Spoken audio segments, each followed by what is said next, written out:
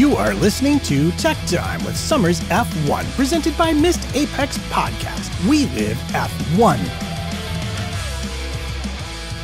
Hi, I'm your host, Matt Trumpets, and we have none other than that storied denizen of the tech deep, Matthew Somerfield, aka Summers F1, technical editor at motorsport.com, who has surfaced long enough to spout some F1 wisdom our way. But before we get started, I have to remind you that we are an independent podcast produced in the podcasting shed with the kind permission of our better halves. We aim to bring you a race review before our Monday morning commute. We might be wrong, but we're first. Welcome aboard, and as always, thanks for taking the time to join us. No problem, Matt. You have pulled me away from the Masters coverage, but, you know, Formula One does take precedence. Yeah, okay, I know I owe you more than a few pints for that one then. Most definitely. It's only the first round, though, so we're okay. Right. Well, we're in great luck here. We have a whole show to play with, which isn't always the case. And so rather than start with a discussion of what the teams have been up to specifically, I want to ask you a little bit about a more general topic. And this comes from sort of reading your articles. But where are the teams aiming for low-hanging fruit in this regulations set? I mean, is it the front wing end plates? Is it the beam wing? Where are they looking to make the most gains for the least amount of time and testing investment? I think that's really a question that you have to ask from an individual team point of view, because each of them are in a very different area in terms of where they are in the development cycle. So if we look at Red Bull, for argument's sake, they have a very different approach to other teams up and down the grid, just purely because they have a massive advantage compared to their rivals. If we look further down the grid at, say, somebody like Alfa Romeo, if we look at Australia, for argument's sake, they bought a new nose cone and front wing, and so they're looking very differently to other teams. I would still argue that the low-hanging fruit is the underfloor, because that is the area in the regulations that offers the most bang for your buck. And I still feel like teams are going to be able to find more and more performance there, along with the floor edges, because of the way that the regulations have changed from this year from last year to this.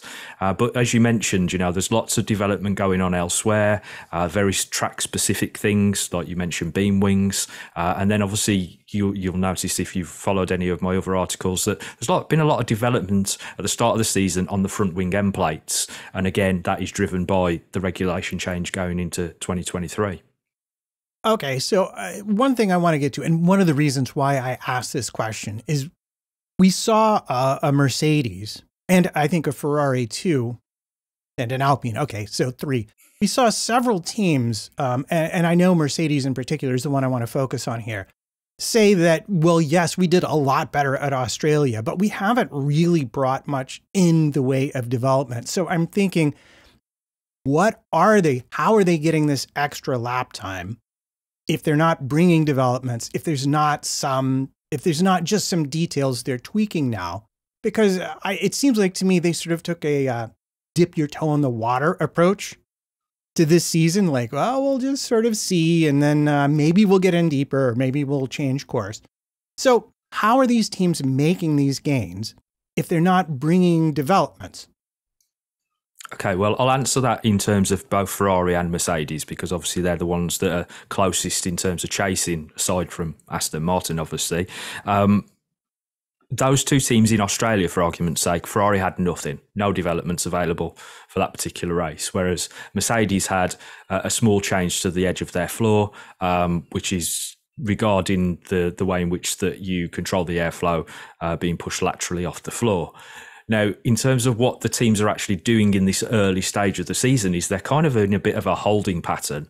As you mentioned, obviously, they've kind of dipped their toe in the water. They've seen how the cars behaved at the pre-season test, and there's a latency in then them getting development onto the car. So most of the teams, you won't really see anything of substance come until Baku. And then we might be looking at, say, Imola, realistically, for something of a big package coming forward that might have the sort of update that you would want for performance of sort of a few tenths. What they've been adding realistically at the moment in these early phases is just corrective surgery in order to try to improve upon what they've already got, rather than actually making big leaps forward. And I think that's where we kind of stand in the early stages of the season under these new regulations, because of the cost cap and because of where they stand in terms of the resource restrictions. The teams are always going to be a little bit more limited, and they have to spread out that development over the course of an entire season. Now, if you think about what Red Bull have done in comparison, they've kind of flipped the script in many ways. And there was much talk about how much quicker they were in Jeddah, especially with DRS, because of their straight line speed. Now, they were the only team to have a unique rear wing available for that venue, and a beam wing setup. And so that kind of stands out to me as the massive difference between the rest of the teams, because they brought forward a development that perhaps other teams will have to wait until, say, Baku for. And that's when we'll see their lower downforce rear wing and offer them more efficiency. So it's really about this trade-off between what the teams have found in pre-season testing, whether they've come out the blocks quick and the car works as they expected, and obviously how they plan to develop throughout the course of the season in the opening races. Okay, well, if that's the case, then there's one more thing that I want to get to before we start discussing sort of specific teams. And that would be the comment that Lewis Hamilton made about his car, and specifically about the cockpit positioning. And as usual, I have a multitude of queries to toss at you. But basically, they boil down to, how is it that it bothers him and not Russell? How is it that he didn't notice it last year? And why is it that, having been informed of this, Mercedes chose to go with that anyway? Because to my recollection, he was more or less told, well, yes, we understand you don't like it, but it makes the car faster enough that you should be able to live with it. Okay, so first of all, anybody who's listened to Tech Time for a while, I actually brought this up at the end of last season. It was only briefly mentioned, but I did mention it on one of the podcasts at the end of last season in regards to my understanding of where their cockpit position was and would they make changes going into 2023. Now, I'm just going to read you some extracts from the comments that Lewis Hamilton made. I don't know if people know, but we sit closer to the front wheels than all the other drivers. Our cockpit is too close to the front. When you're driving, you feel like you're sitting on the front wheels, which is one of the worst feelings to feel when you're driving a car. I listened to the team, and that was the direction that they said that we should go. Had I known the feeling that I would have in it, I wouldn't have allowed this to happen. It has to change in the future, 100%. Now, the way that I'm going to explain this is, if you imagine yourself sat on a rocking horse and you're sat behind the saddle, you're going to have a certain feeling when the rocking horse pitches backwards and forwards. If you're sat in the middle, in the optimum position on the saddle, you're not going to feel the forces so much going backwards and forwards. If you're sat in Lewis Hamilton's position and George Russell's position on the front of the saddle, you're going to have a very different feeling that feels very front end.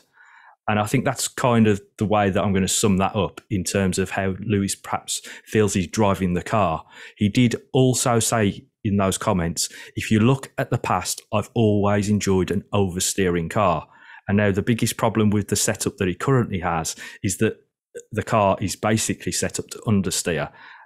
And also we've got this problem with the Pirelli tyres having changed construction this year to try to reduce that understeer. So I think Mercedes are a bit caught in the middle in terms of their particular setup in that regard.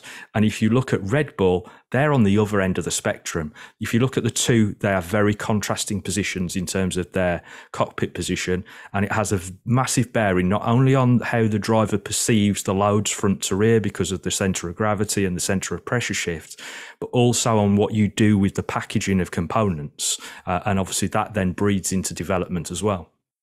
Okay, so I do want to follow up here. I'm not going to be putting my cockpit and my driver, which is one of the heaviest things that I have some control over in terms of balancing the car. Because as we all know, ballast is a very useful thing to have. And essentially drivers, while they do perform some useful functions otherwise, are basically a huge sack of ballast. If you're a car designer, I'm only going to be sticking at my driver that far forward if something, it seems like to me, has gone seriously wrong with my aero balance or the rest of the balance of the car where I've put the components. So is this an assumption that's fair to make, that they're struggling to generate enough front end that they feel like they have to stick all the weight up there to help it out? Yeah, I mean, as always in Formula One, it becomes about trade-offs. So if we think about what Red Bull's doing, for argument's sake, with their particular arrangements, because they have their driver further back in the car, it means that they have to perhaps have a wider fuel cell to accommodate the difference in length that they're missing from having a forward cockpit. But it also means that they're able to take elements from out of the side pods, i.e. the electronics and reservoirs, etc., that are normally housed within there, and they can put them underneath the chassis. Because if you think about where the driver would be sat, his butt is essentially further forward in the Mercedes, further rearward in the Red Bull, and it just opens up that space underneath the chassis. That obviously contributes to the Red Bull having this massive undercut that nobody else appears to have. Other teams are somewhere in between the two distances that we're talking about with Mercedes and Red Bull. But it is a factor. And it's something obviously that you have to consider when you're designing the philosophy of the car. And it's not something that can be easily remedied aside from a new chassis. And we're not going to see that throughout the course of a season that is cost cap restricted and also development restricted. So it is something that they will have to make changes around. They'll have to work around those issues. And obviously, in terms of aero balance, which I think is probably where Lewis is having the most issues, and on the brakes, for argument's sake, I think it will be a case of that the updates that will come will try to resolve some of those issues, but it's not going to fundamentally change things. Okay. And so in some ways, then, this is kind of similar to what we saw with Max at the beginning of last season, where the fundamental balance of the car just really didn't make him happy. But over the course of the season, Red Bull was able to bring developments to the extent their car design allowed to give him what he needed. So I guess if there's a final question is, do you have any concept, given the seating position, how much Mercedes will be able to give Lewis what he's seeking with simply development over the course of a season versus with redesigning the entire chassis and moving the seating position? Well, I think it's clear to say that some of what they're going to do is regarding suspension, because we've already seen the team mention that. So they're going to make some changes in that area. And it's interesting that Red Bull themselves have actually made changes this year to their suspension layout at the front end. They've moved their front axle line forward.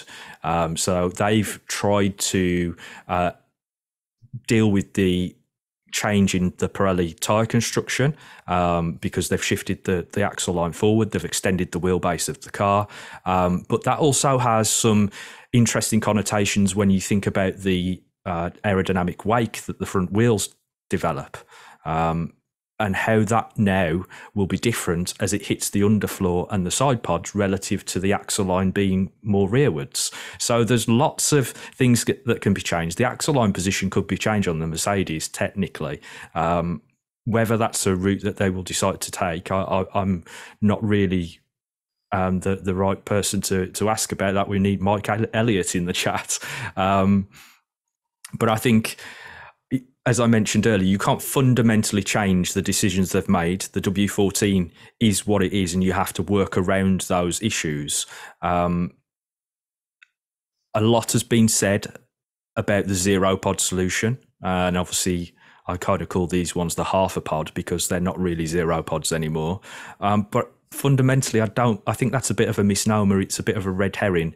I still don't think it's the major contributing factor to the performance issues that Mercedes have had since 2022 and into 2023. It's more to do with the this issue that they have with the way the car balances, and also obviously the way that the floor performs over a wider range of working conditions. That's where I think that they're falling slightly behind, and I think it's where they may struggle with this year's car and have to fundamentally change things moving into 2024.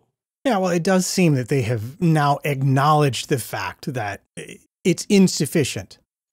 And not even insufficient, perhaps, as we see in Australia, to fight with Ferrari for second overall.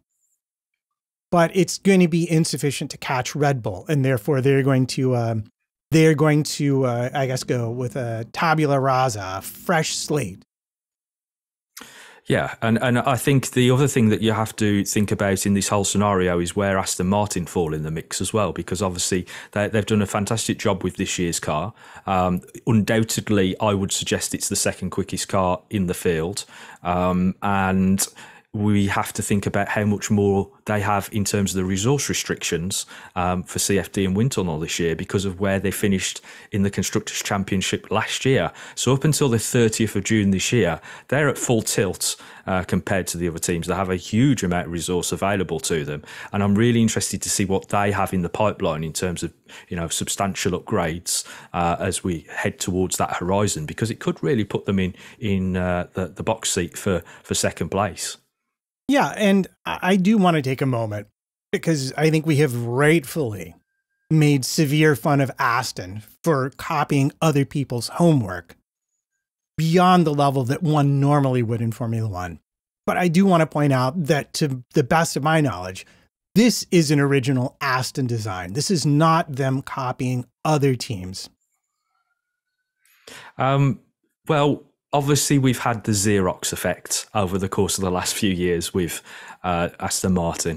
They did literally copy everybody's homework for a number of years, and there's nothing wrong with that in many ways because, at the end of the day, they were a midfield team. They're looking to get up the rankings. If you can't do it yourself, you find somebody else's homework, copy their results and see how you get on and hope you don't get caught for it, which unfortunately they did with the brakes a couple of years back. And I think that was obviously going to put the mockers on what they were doing in the future. However, this year's car, I'm not going to say it's not a copy because it's not the Red Bull. And I don't know where that assertion from people comes from that it's a Green Bull. Yes, last year, the upgrade that they bought mid-season was essentially a copy of the Red Bull.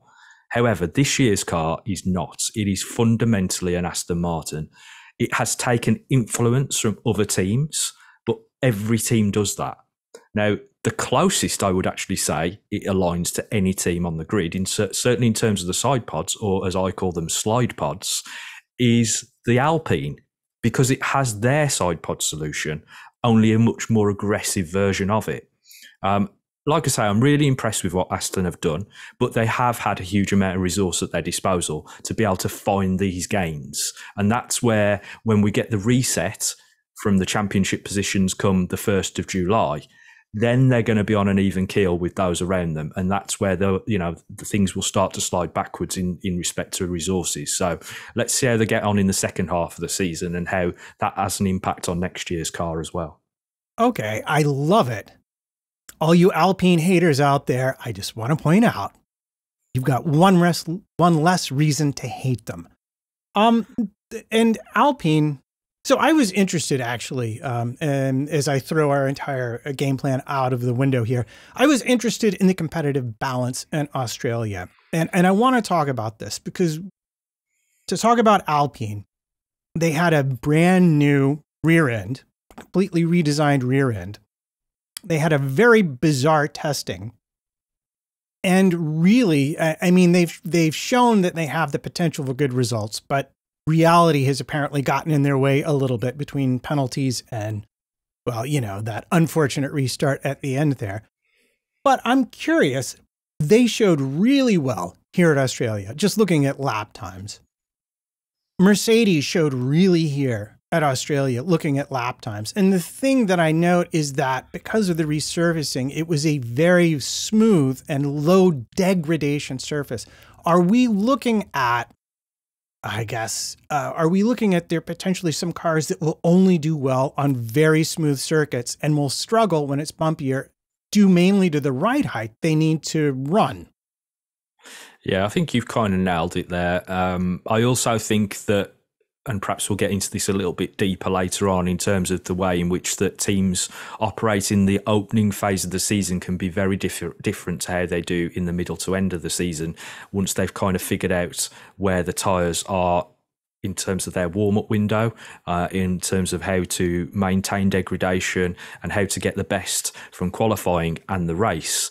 And I'll also add at this point that Pirelli are bringing tyres within the very soft end of the range to the next few races. So obviously that is going to have an impact on those other teams that have perhaps done well with the harder end of the spectrum in the opening few races of the season. So obviously Pirelli are a little bit more conservative as we come out the gates. They don't want to obviously create a situation that is just of their making. And so teams kind of have to be aware of the fact that things are going to change as the season progresses, and the Pirelli will become more of a factor.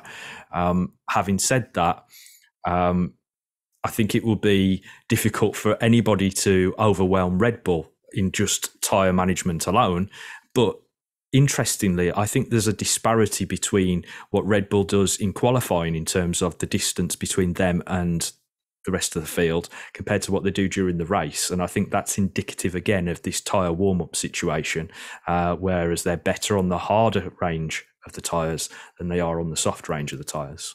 Okay, you've hooked me. Please explain that comment further, because as best I can tell, Ferrari and or occasionally Mercedes seem to be closer in qualifying, but nobody has the race performance on tires that Red Bull has.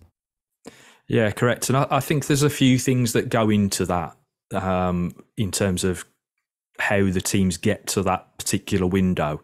I think if you've read any of my articles recently, you'll have noted that I've put a bit of focus on brakes this year and the way in which there's been some development from the teams and Brembo, but also in the way in which that they are using old tricks to teach these dogs to keep the tyres in that Goldilocks zone, if you want to call it that.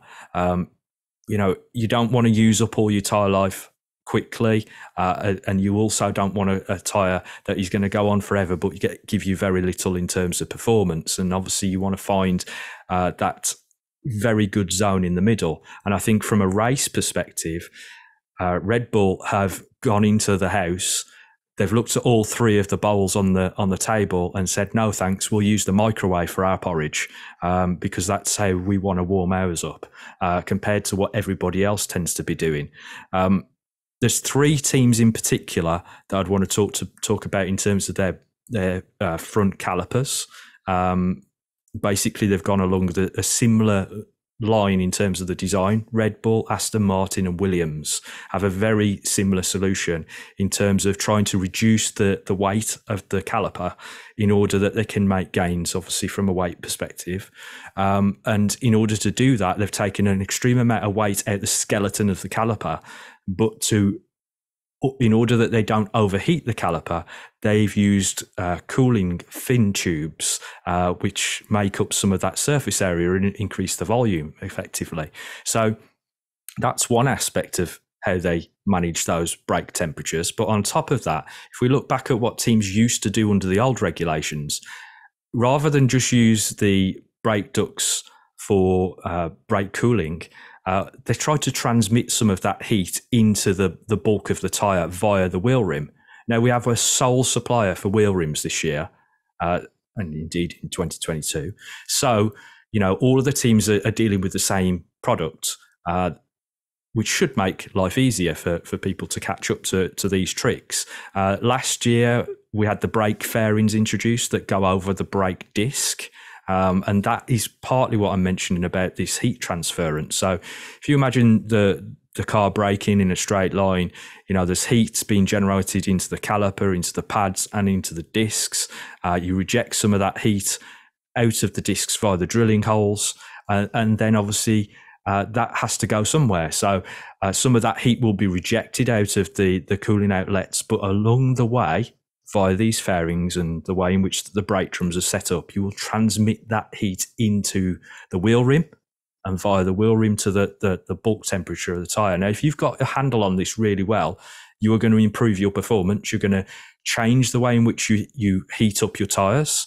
And you're also going to maintain that temperature over a long period of time to improve degradation. And I think that's the one of the big tricks that teams are having to work with over the course of this first part of the season. And then we'll start to see developments and certain teams will catch up in many respects.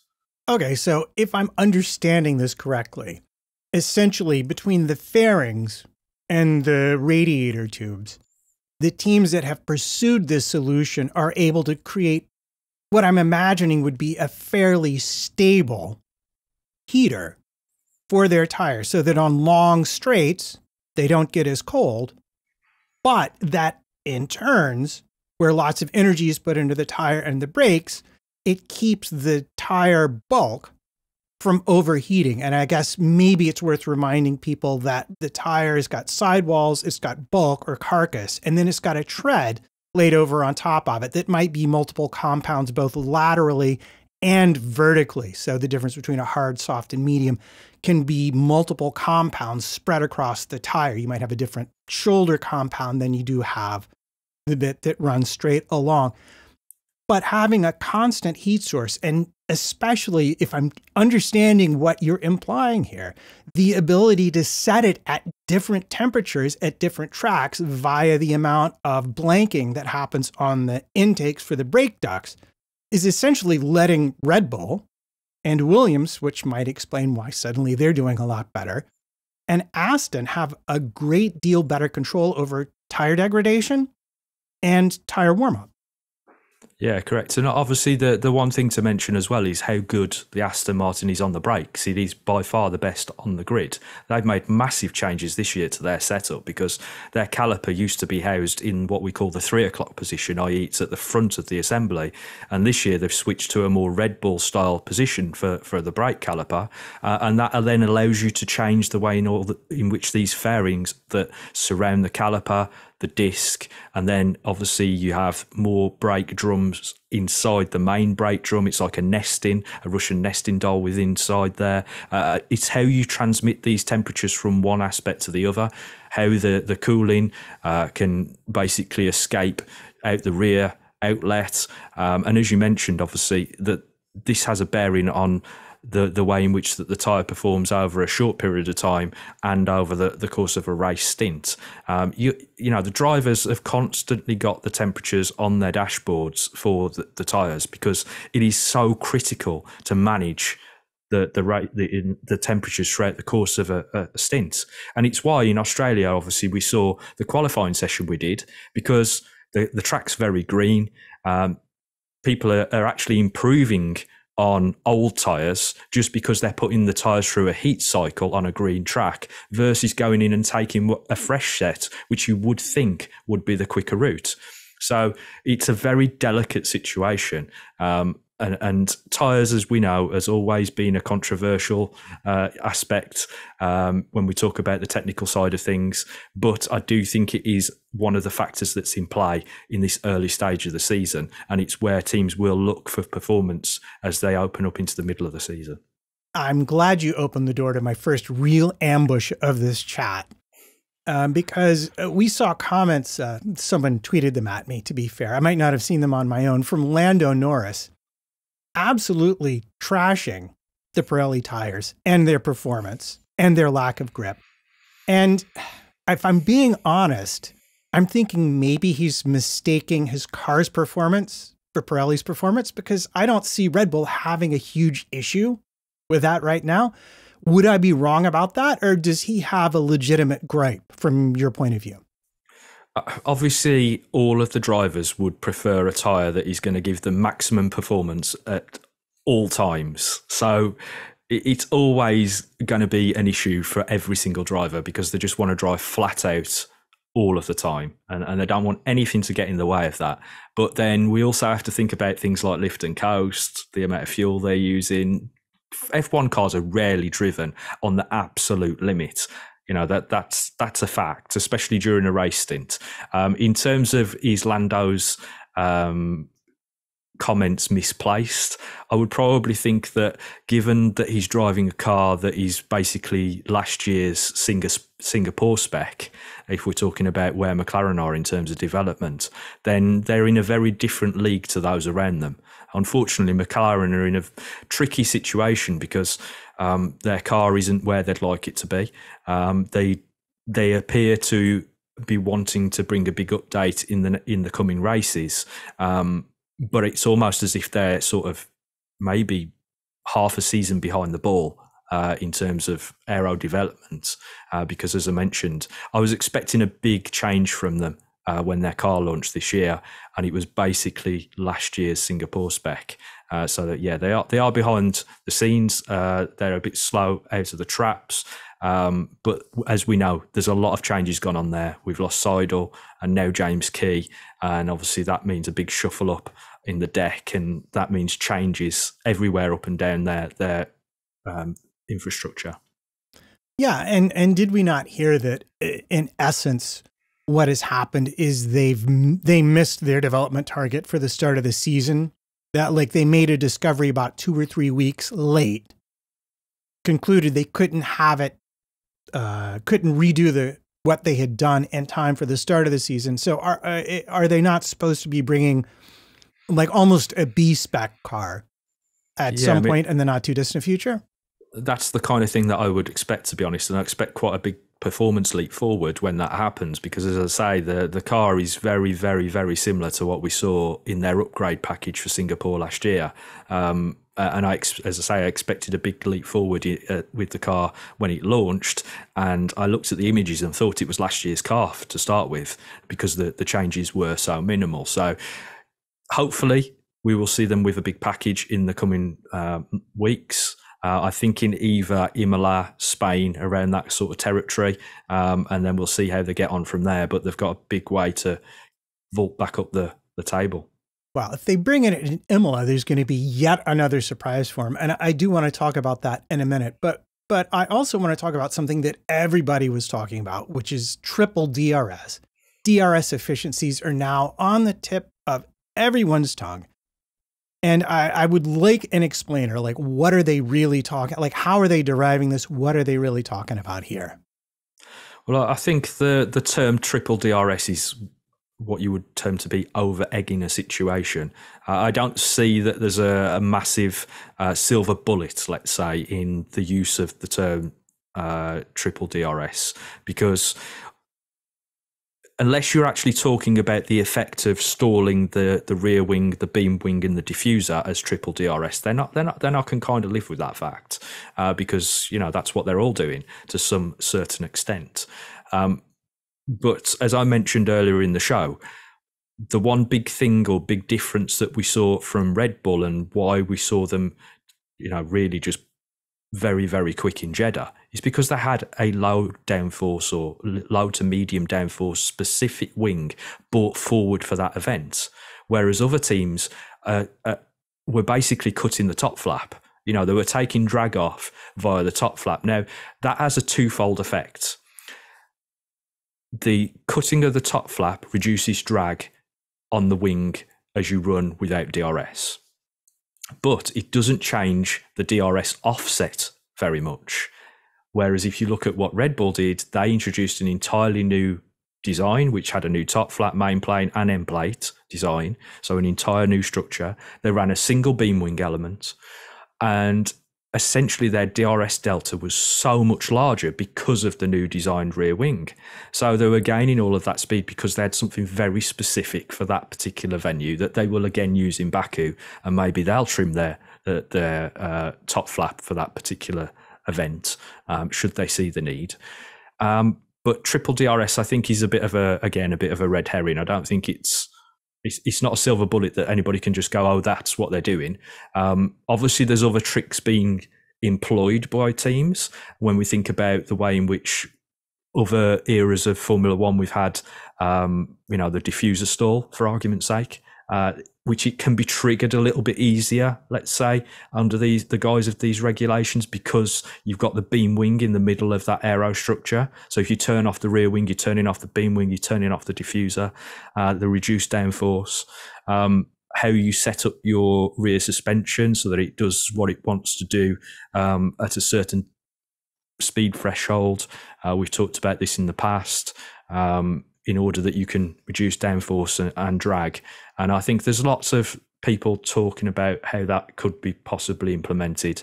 But obviously the teams don't have the tools suspension-wise that they used to have to perform those scenarios.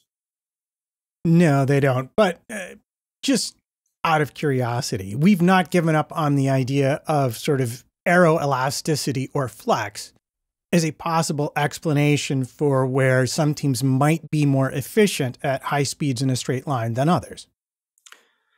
Yeah, I mean, obviously you still got to pass the flex tests, and the beam wing has one of those. The diffuser is another topic as to whether that has a flex test and whether that is a possibility of creating similar effects. But the beam wing does have obviously those tests. Now, interestingly enough, in Australia, who was the quickest in the middle sector, Matt, in terms of straight line speed, other than the Red Bulls? Was it the Alpines? The Williams. The Williams, okay. Alex Albon. And guess what they had as their beam wing setup? Oh yeah, that'll be one element, just like the Red Bulls.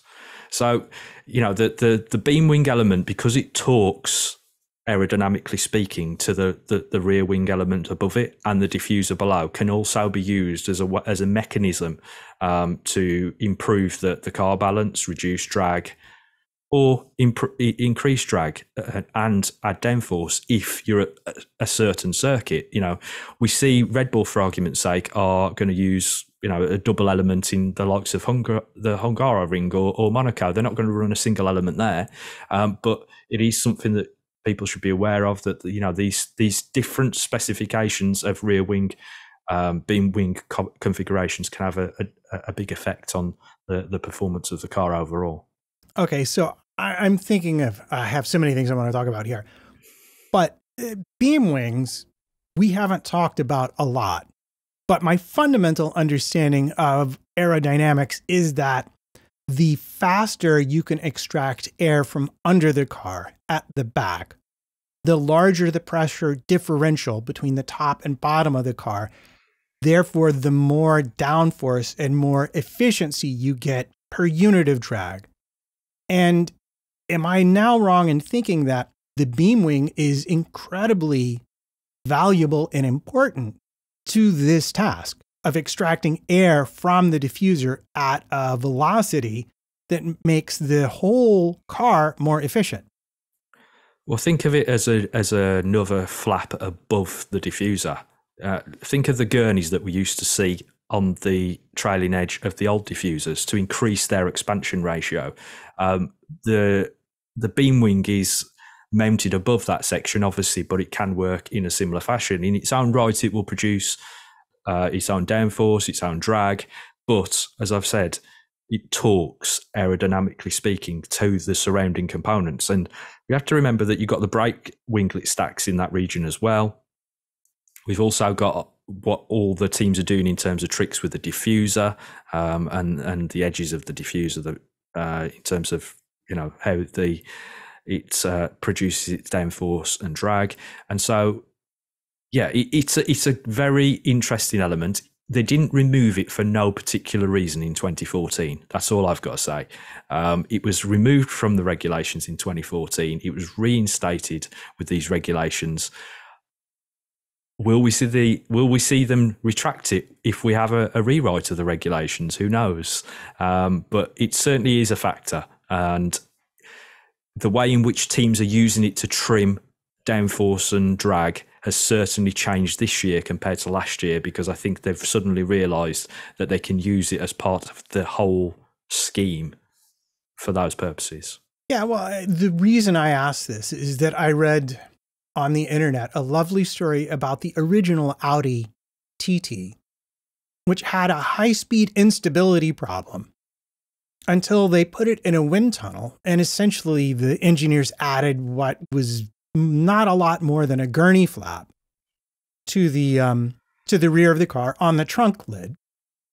At which point, not only did the car have much more downforce and stability at a high speed, it actually had a lower overall drag ratio than it previously did. And that's because what you like to call structures, and I like to call blowy things, were connecting in a more efficient fashion at the back of the car. And even going back, I remember learning for the first time that, the air coming from the diffuser has to connect with the air coming over the top of the front wing, the rear wing, or none of your aerodynamics will work at all. So it may be a thing that not a lot of people know, but the beam wing certainly seems like it's getting to be more and more important to the overall design of the cars. Yeah, I mean, at the end of the day, if you don't connect these airflow structures, you just get turbulence, and turbulence will effectively create drag. So if you can smooth out those transitionals with something in between, i.e. the beam wing and other structures, we've seen that there's certain convergence within the field, and one of those is the way in which teams have moved the cooling outlets at the rear end of the car. They're desperate to make it so that it's less impactful on the rest of the aerodynamic structures at the rear of the car, because obviously you've got slow moving heat rejection in a critical zone. So if you can do that more efficiently, then you're going to improve the whole. Every car has to be better than the sum of its parts, and a bit like your Audi TT analogy. If you add one thing and it improves many others, then it's worthwhile. And that's why we often see teams using what seems to be inefficient solutions, i.e. gurney flaps, in very strange positions on wings. And it's because it's not always about resolving a problem directly, it's about resolving a problem indirectly. Yeah, in other words, in a long chain, that tiny detail will fix 3 or 4 or 5 other things and make the handshake even firmer. Exactly. Yeah, I've talked about the aerodynamic handshake on many occasions, and it's certainly a case. If you can have all of your eggs lined up in your basket, then you don't have too many problems then. And it's all about getting things to work in that chain more effectively. Yeah, and this kind of weirdly brings us back to, I guess, Mercedes a little bit. And that, in just talking about this with other people, it just seems like with the 0 or the 0.5 pod solution, they're requiring 3 or 4 or 5 fiddly things to all work correctly. Whereas with your basic Red Bull or Ferrari solution, or I guess we could say Alpine Aston solution, that it's only 1 or 2 things. And I was just curious if you shared a similar viewpoint. In terms of the Mercedes zero pods, yeah. half pods. Yeah, I mean, as you say, is it too convoluted a solution? Perhaps. They obviously, the one thing that stands out to me is that Mercedes clearly felt that there was still development scope within that particular route to take it into this season, which suggests that they either had problems in their wind tunnel that were unresolved going into this season, which again is something that has been reported. And they weren't, because they will have looked at these other solutions. They will looked at a more benign. I would consider the Red Bull solution more benign than it is aggressive. Yes, obviously there's design cues on it that make it slightly more aggressive than other versions of it, like the AlphaTauri, for instance. The AlphaTauri has had that solution since the start as well. But Mercedes would have looked at these solutions in CFD, etc., and decided that they don't feel that it's actually better than what they currently have. So, as I've mentioned earlier in the show, to me, the side pods are just a part of the jigsaw. It's not the only problem they have. Fundamentally, they have issues elsewhere around the car. One of those is primarily the floor, because we know this from last season with the porpoising and the bouncing, which obviously is exacerbated by the cockpit position, for the driver at least, compared to somebody who sat further back in the car. And I think, that they've got to now accept the fact that they're going to move forward with something else. But have they resolved the issues internally with their modelling, CFD, wind tunnel, that they've reportedly had? Because they need to have resolved those to get the maximum out of the change that they're going to make. Well, yeah, no, that's an interesting point because, all right, one, do I understand it correctly? A large part of getting the air from the front to the back of the car is aided by the shapes of the side pod and the floor edge and the floor edge fences. So the less side pod you have, the more vulnerable you're going to be to things like wind and just the rant and yaw and stuff like that. More easily disrupted your airflow from front to back can be if you don't have structures you're using to help guide the air where you want it to go. Yeah, I mean, that's partly why they introduced those chassis blisters on the side of the suspension area at the front of the car, which we now find on the Alfa Romeo as well, is because they were trying to change the flow direction at the front of the car in order that they had more improvement further downstream behind into the side pods and the underfloor, which, as we know, the underfloor is the most critical aspect of the design under these new regulations. You ace that, then you're doing well, which is where Red Bull currently sits. And obviously that, again, is ride height relative. But yeah, I think fundamentally Mercedes have had to make a decision. We can't get what we expected to get from this solution. Now we've got to turn tail and look at something else. Yeah, and before we go on, because you've just said something, and I have a question now about that. But before we go on for Mercedes, the other thing that I'd heard was that fundamentally they'd set their targets incorrectly because the floor edge and diffuser throat changes being raised solved the porpoising problem, but that they went ahead and solved it by changing ride height for their concept. And now essentially they can't run the car low enough, whereas last season the problem seemed to be they can't run the car high enough. So that does speak then to what you suggested, that there's a correlation problem somewhere in their modeling that's causing them grief that needs to be resolved. Yeah, I mean, they would be the first team to fall foul of this at the end of the day. And conceptually, you have to think that Mercedes have actually run on the very different treadmill to everybody else for the last over a decade, because they've run a low rate car, whereas everybody else has run a high rate car. So their model is obviously set out very differently to what everybody else is. Their expectations are set out very differently. And then suddenly you've got a change in regulation. And perhaps they've missed the 8 ball in many respects. But yeah, I think they've got to the point now where they've realised that they have to make a change. And unfortunately, that might mean that they have to copy some of their rivals in order to achieve their goals. And to be perfectly honest, I would expect if they are going to make a change to the side pods that we'd see something more Aston related than we would Red Bull related or Ferrari related, just on the basis that they can see that works with their power unit and wheelbase setup. Yeah, because doesn't Aston take more or less the entire rear end and gearbox from Mercedes? They do. They take the power unit, the gearbox, the entire rear end of the Aston Martin is essentially a Mercedes. So, they can see that concept is working elsewhere.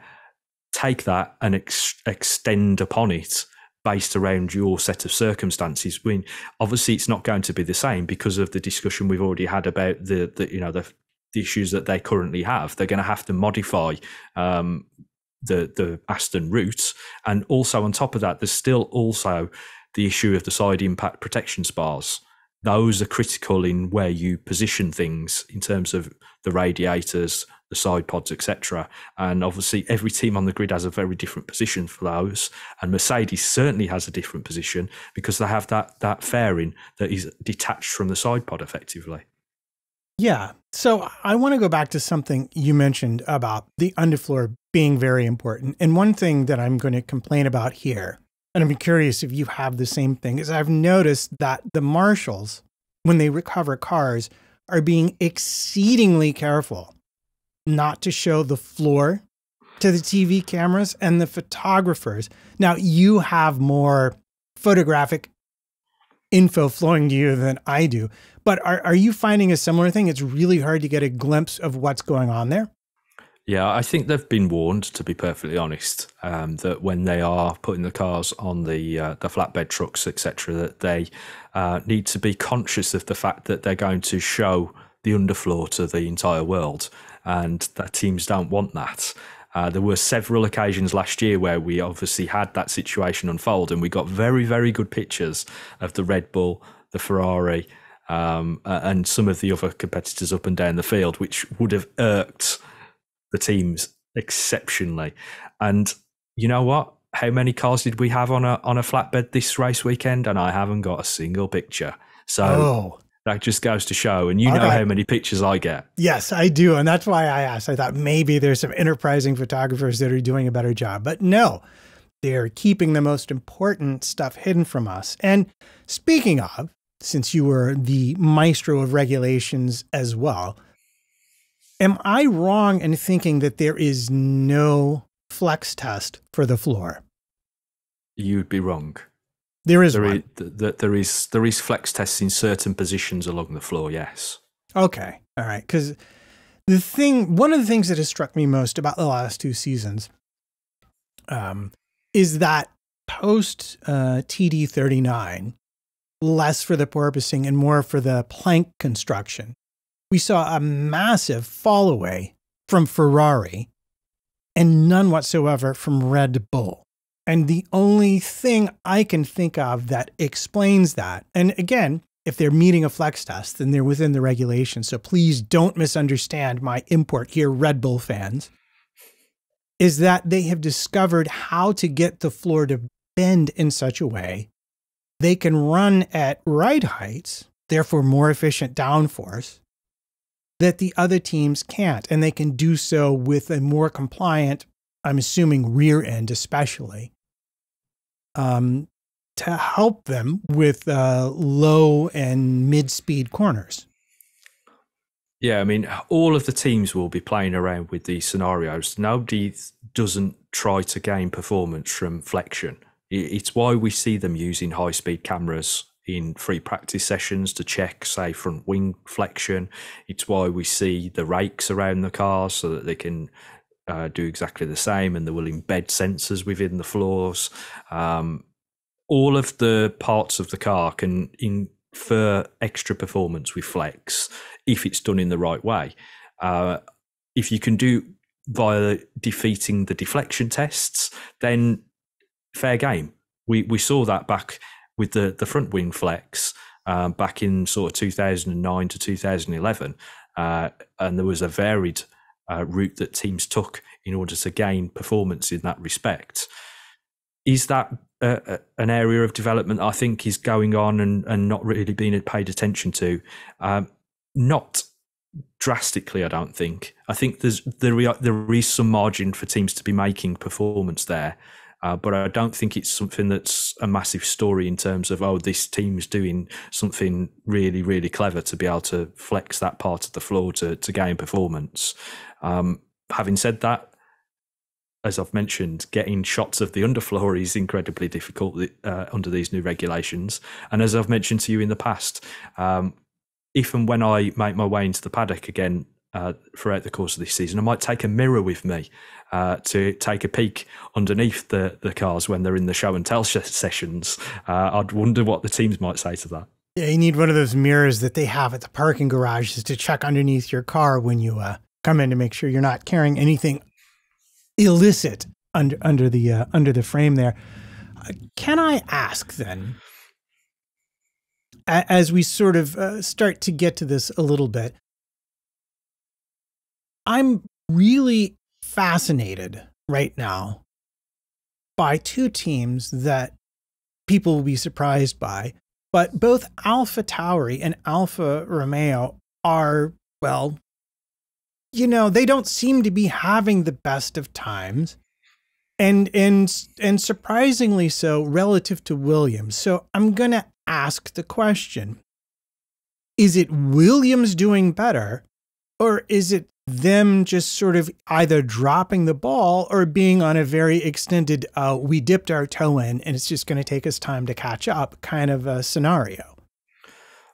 I think you have to look at it from a wide angle to get a good view of it. And I would suggest that we remember that Williams have been at the bottom of the pile in terms of the resource restrictions for a long time now. So they have the most to gain for the least output in many ways, because they have so much more resource in terms of CFD and wind tunnel than any of their competitors, which allows them to obviously make performance gains on their rivals. Alfa Romeo are an interesting one in that regard, because they started last season at the bottom end of the pack and got shuffled quite quickly in the mid-season reorder because they'd made such a large gain. And obviously that's going to have an impact on how you structure your development, because all of a sudden you've had all the toys in the toy factory to play with, but then there's been a delivery and all of a sudden they've all gone out to all the toy shops and you've got none left to play with. And that's what happened in Alfa Romeo's regard. In terms of Alpha Tauri, I think they kind of made some mistakes in terms of their development. And Alfa Romeo and Alpha Tauri actually had the two biggest upgrade packages in Australia. Alpha Tauri had a new floor in pretty much its entirety, new floor strakes, new underfloor section in the front quarter, new edge section, and a new diffuser throat section. So I do see that they might have fixed some of their issues with that particular upgrade, but it won't pay off until they make other changes to that aerodynamic handshake that we've already talked about in future races. And there's, they've talked about that themselves. They've basically unlocked level 1, and now they need to work their way up the chain. And it's the same for Alfa Romeo. Interestingly, they went from a shorter nose, i.e. the nose stops short of the main plane, right, to a longer nose. Whereas Red Bull and Ferrari had that last season and went in the opposite direction. So it just goes to show how teams have these opinions depending on where they are in the development stages, which is quicker when and for what particular purpose. So I think with all three of those teams, they're currently in a situation where you're going to see them perhaps move forward relative to the pack, i.e. they'll move closer to the front end of the pack, but it's at what development rate we see that happen. Well, I don't know. I'm still curious. I think that it's going back to our brake discussion, that when you told me that Williams has the same kind of brakes that Red Bull and Aston do, and therefore one assumes a similar-ish level of control over tire degradation and tire warm-up, I just see that as being so vital. And I will just bring us briefly back to the restart in Australia, where you had Verstappen behind Hamilton. This is after the lap 7, lap 8 restart. And I went and looked at the lap times because everybody was so taken. Everybody was so taken with the pass, the DRS pass, like the difference in speed when Verstappen closed and passed Hamilton. And I remember even at the time looking at the lap times live and being, well, Mercedes tires are cold. Verstappen's tires are hot. It's not a real surprise that he gets that level of traction advantage and would therefore have that kind of closing speed. But it made me go back and look. And sure enough, when I looked at lap times, Verstappen was the first to get into the 22s. His pass on Hamilton was in the 21s, which I think also ate up his battery a bit. So it made it even more impressive. But I think Sainz was second into the 22s, and then Hamilton and Russell after that.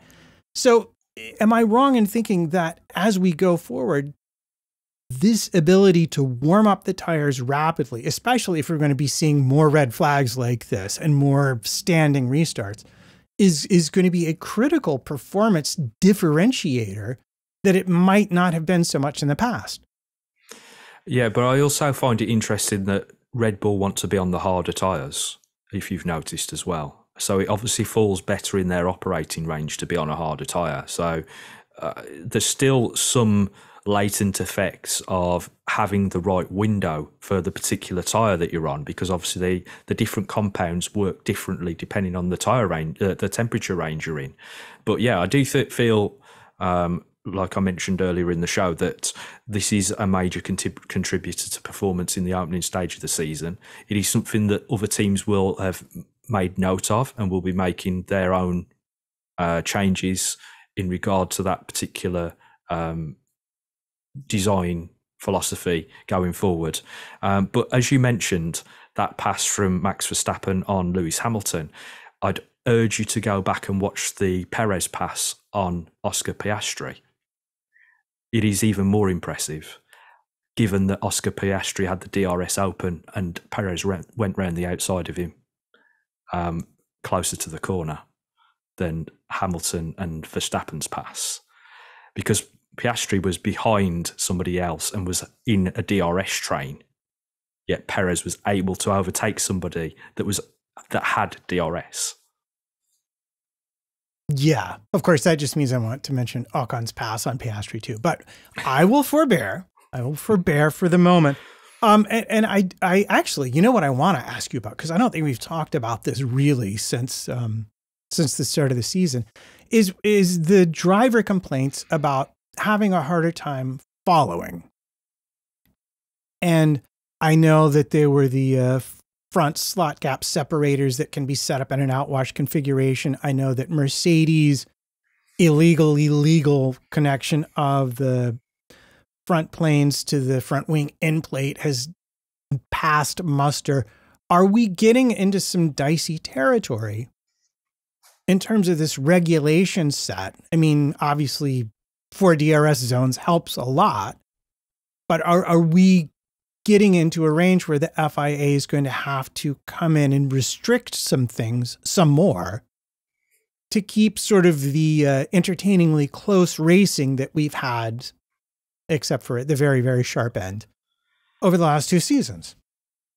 Well, I would argue that this situation was always going to happen, because the Formula One teams have so much more at their disposal than the study that was done in order to create these regulations. So you're always going to get to a point whereby the teams are creating more downforce than was originally intended from this regulation set, and we're well beyond that already, in my opinion.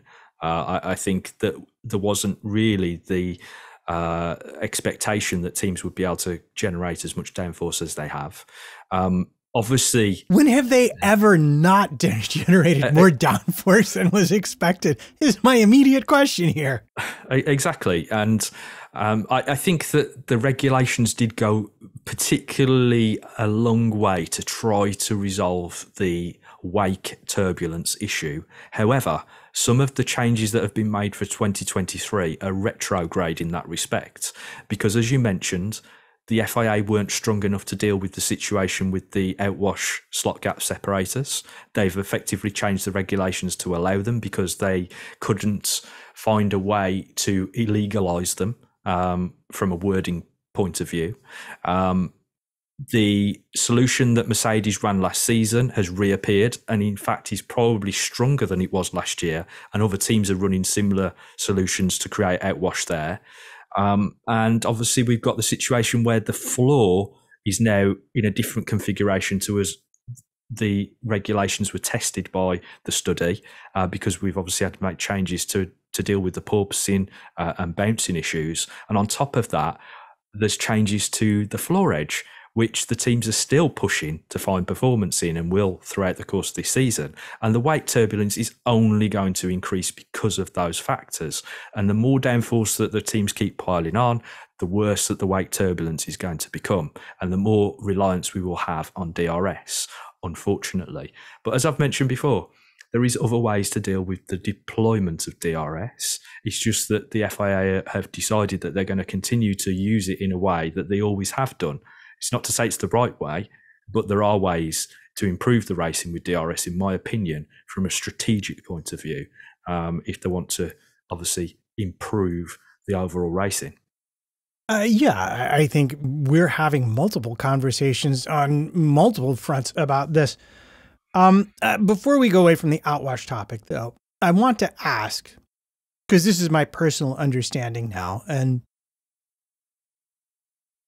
I am not entirely an expert in this, but if I'm understanding why teams want to create outwash, it's essentially connected to the fact that the rotating unprotected wheels are a major source of drag.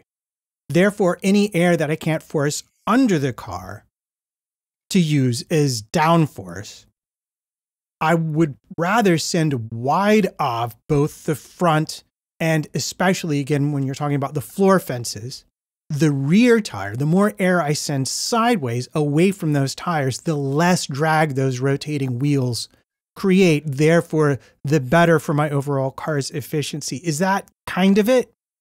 Yeah, I mean, obviously, the worst case scenario is ingesting the turbulence that's being created ahead into the side of the floor, because you're going to rob the diffuser of additional performance. It's why we've talked about tyre squirts in the past, where basically the rotation of the rear wheels and their deformation laterally pushes airflow into the diffuser. Now, obviously, the diffusers are much larger with the current setup and the Venturi tunnels, so that effect is lessened. But if you think about airflow being pushed in laterally, you're effectively reducing the volume that the diffuser can operate at. If you then push that away, you're increasing the volume at which it becomes more potent. So yeah, the teams want to create outwash. They didn't do it for no reason under the guise of the old regulations, and they'll do everything possible to regain it for this set of regulations, which is what we're already seeing. But obviously they are limited by the regulations in terms of what they can actually do. Now, the FIA have either got a look at rewording the regulations going forward to reharness some of the conditions that we saw in 2022, or they've got to be accepting of the fact that there's a limit at which they can't step beyond and it becomes a problem. Now, I think we may have already passed the horizon in terms of dealing with the problem. And I think we might just end up in a situation where we end up with a complete redesign in a couple of years' time to try and re-combat the problem. Yeah, I mean, it is always sort of entertaining to watch the FIA play whack-a-mole with teams being clever. But it seems like too many teams are being too clever, too fast for them to keep all the way up. And this brings me to your dig at the FIA never wanting to try new things. And I'm going to connect it to your earlier comment about big update packages showing up at Imola. Because I'll be honest, if I was in charge of a team, based on what I know now, it is the last place I would bring any kind of an update, because we're going to see a change to qualifying and tire use at Imola. And to make it more fun, they're bringing the absolute softest tires they can. Yes. I mean, look, don't get me wrong, I'm not digging at the FIA. I'm suggesting that there are other ways to do things. And unfortunately, historically, they've always been late in reacting to situations and making changes that might be better for the sport. Now, as you say, Imola is probably not the best place to introduce an upgrade because of the change in circumstances. However, if you are a McLaren of this world and you're already exceptionally off the pace compared to where you want to be, then surely you would add an upgrade or an update, as I prefer to call them, because sometimes an update is not an upgrade if it fails miserably. You just get it on the car as quickly as you can. It's why I fail to see why Ferrari do things the way they do on occasions, because they'll bring one part, they'll have both drivers test it in free practice sessions to get their feedback, and then they won't race that part, even though it's quicker. They won't say, "Oh, this driver can have that part," whereas other teams will naturally side with one driver and apply an update ahead of schedule if they don't have multiple versions of that part. So going back to the factor of bringing upgrades or updates, I would put it on the car as quickly as I possibly could. However, Spain is usually where we would see updates. However, it is later in the calendar this year because, again, we have a longer calendar than, we really need. And so, everything has to shuffle down the development pack, and then that's impacted by the cost cap, the resource restrictions. So there's a multitude of reasons why we're starting to see teams bring things at certain races rather than the traditional spot in Spain. And Imola, obviously being a European race, means there's less transporting costs and less in terms of having the part ready to ship it out or air freight it or put it on the boat as they would have to do. You've got a shorter lead time between getting it from the base in Europe to a European race. Yeah, no, I get that. I was mostly making a joke about the fact that we'll have a brand new qualifying procedure in Imola. And because someone asked me about it on the internet, I've actually gone and looked at it. So what is your opinion? And I will just describe in brief for people before you give me an answer. Essentially, instead of having free tire choice in qualifying, you're going to be required to make your runs in the first qualifying session on the hard tire. You're going to be required, and I looked, believe me, because I saw it as a loophole immediately, to make your runs in the second qualifying on the medium tire. And in the third qualifying session, should you be fortunate enough to be there, you will be required to make both of your runs on the soft tire. And what I think a lot of the outlets have missed about this is due to the fact that you have two less tire sets to begin with. Teams will be able to essentially take a single set of fresh tires to the start of the race unless they get knocked out in the first or second qualifying session. And that's quite different to what they're used to. Very much so, yeah. And it's obviously going to have an impact on strategy. Look, I'm hopeful that changes or certain changes to formats can become effective. I'm not a massive fan of the sprint. Unfortunately, we stuck with the sprint. It's not going away. We've actually got more this season. But from a qualifying perspective, I do think there are merits in looking at the way in which the format is run in order to improve the way in which the lower end teams are able to make it through the various qualifying stages. And one of those routes is to change the perspective of the teams in terms of the tyres that they're operating on, which, as you mentioned, the hard tyre, the medium tyre, the soft tyre, depending on which qualifying session you're in. And as I've already mentioned earlier on, there are teams that are better with certain tyres than others in terms of both warm-up and performance. And so that will probably bear out in terms of qualifying. We could actually see it hinder the likes of Red Bull. As I mentioned, they are slightly worse off in terms of their soft tyre running, but not to the point where I don't think they'll qualify on pole position. But yeah, an interesting way of changing things up. Let's see if it works. Yeah, well, here's what I like about it is that if the worse you do, the more fresh tires you have for the race. And with this formula, even with the outwash being more of an issue than it was last season, it's clear that qualifying and position at most tracks really doesn't matter as much. So teams that are on the bubble with fresher tires could maybe do some interesting things, which we almost saw in Australia if it weren't for all those red flags. Like I just like I'm devastated to see that Russell's and Ocon's and Sainz's strategy just got flattened by those red flags. Yeah, I mean that's always an unfortunate situation, isn't it? Where the race is almost decided upon by external factors.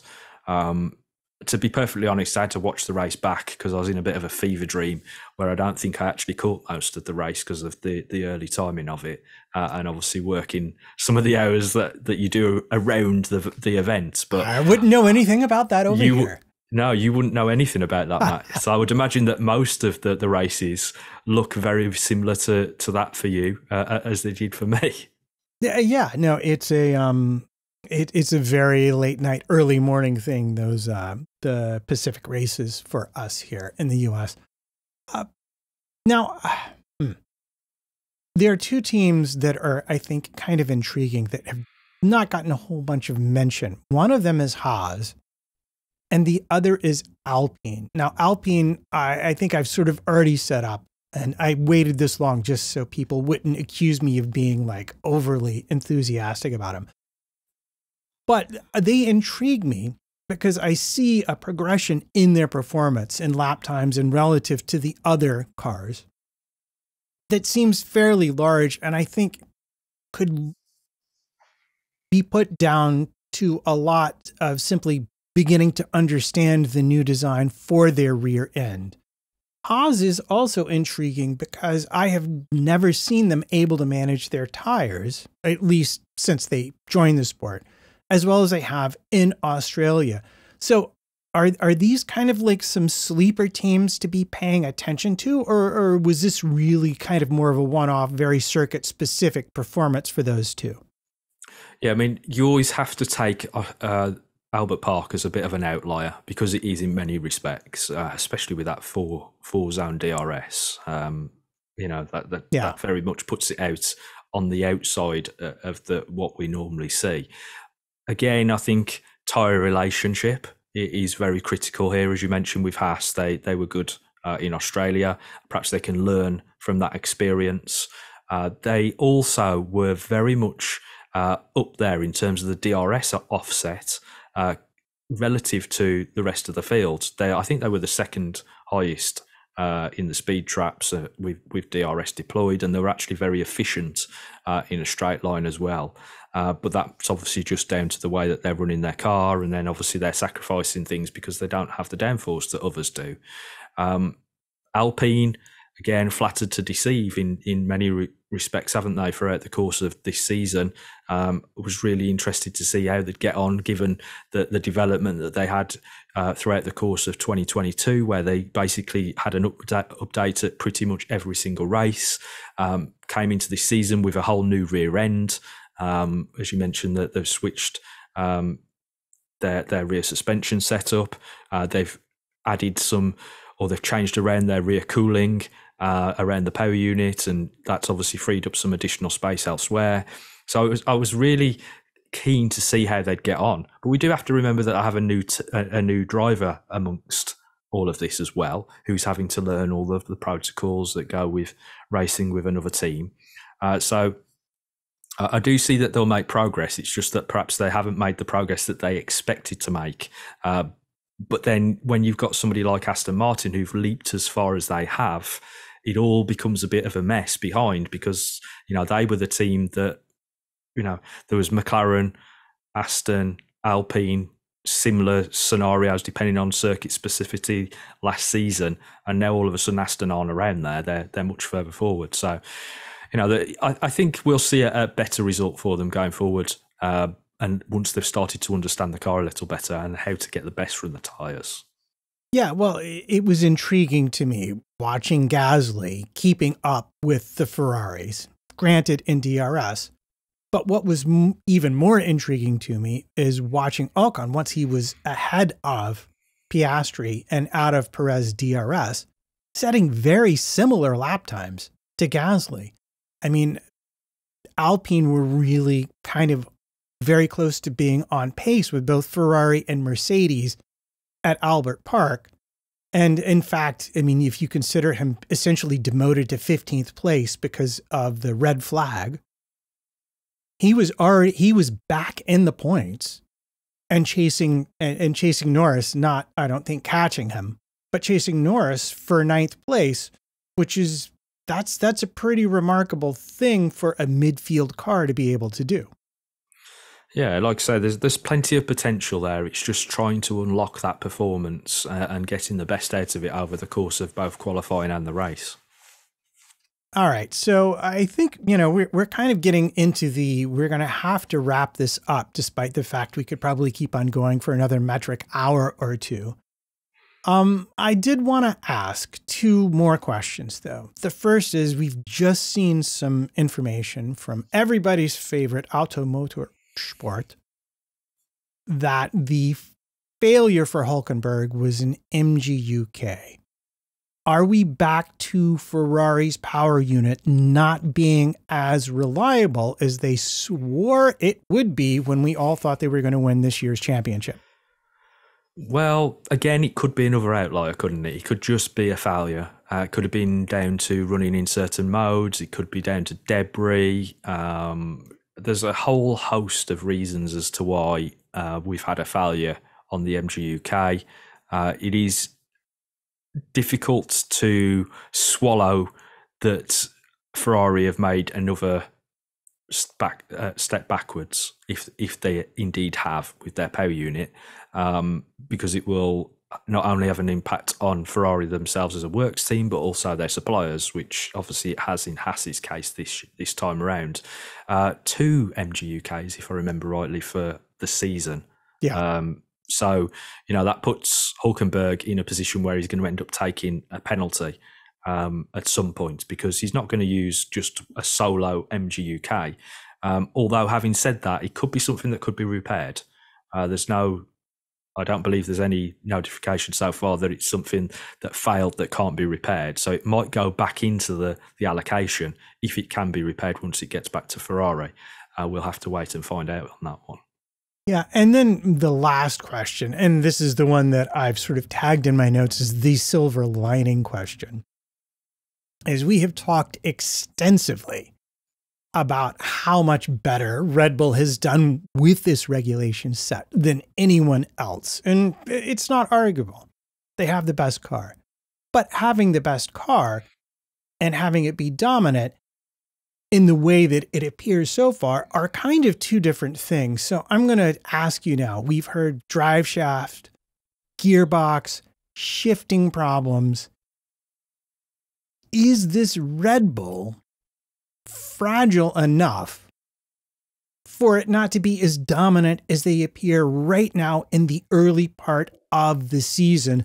Or is this just window dressing from Milton Keynes to make us all feel better about the only entertainment we're going to have is if Perez manages to get ahead of Verstappen, who for some reason had a 5 grid spot penalty, maybe for a new gearbox, you never know. And then the question is, will Max catch him or not before Perez wins the race? I think that if you look at the winningest cars in Formula One's history, there's 2 cars that really stand out at the top. You've got the MP44, won 18 of its 19 races, and the W05 of Mercedes won, I think it was 16 of 18 races. And of those 2 have won the most, the McLaren was down to an issue of a failure, and so was Mercedes. And I think that will be the situation with Red Bull. I don't know if they're going to make the full 100%. Circumstances might dictate at a certain point in the season that they might take enough penalties to put them out of the picture anyway, if they have to start taking power unit components. I'm not sure that the drive shaft issue is as big as perhaps it looked in Jeddah. And if you recall, on many occasions last season, Max talked about misshifts with his gearbox as well. So again, I think that might be more down to the fact that this is an inherent way in which that Max relays information to the team. And I don't see them having major issues in as much as that they're going to win the title at a canter, unfortunately. But that's just the way it is. They have done a very, very, very good job.